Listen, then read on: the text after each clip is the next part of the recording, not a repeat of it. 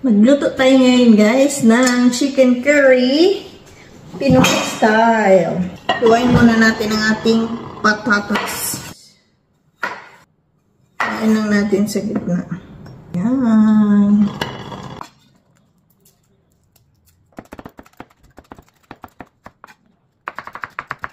Yung chicken natin guys. Ayan. Slice lang muna natin kasi lalaki.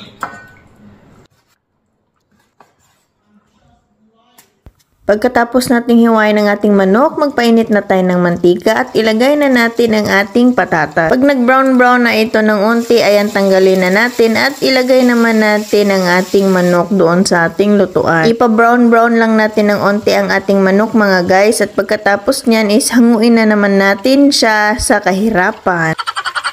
Pagkatapos niyan, ilagay naman natin ang ating bawang sibuyas at ginger. Pagkatapos nun, ay balik natin ang ating chicken at lagyan natin ng onting water.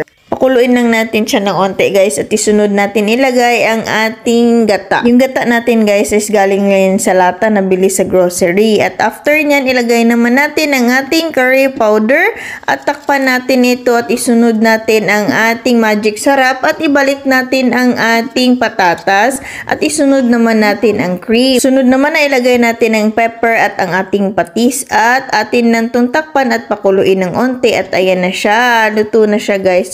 Tignan nyo naman guys, nakakatakam. Sobrang creamy at napakasarap niyan. At yan, ready na tayong kumain.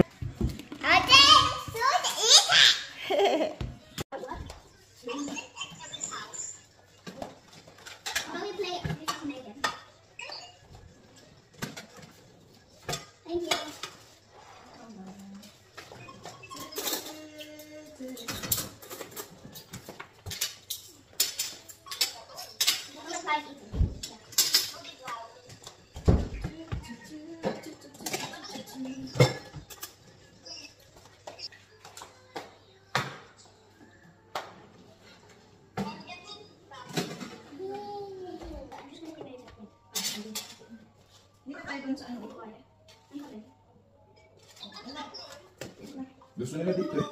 Wow, thank you, Mami. Thank you, Mami, for the food.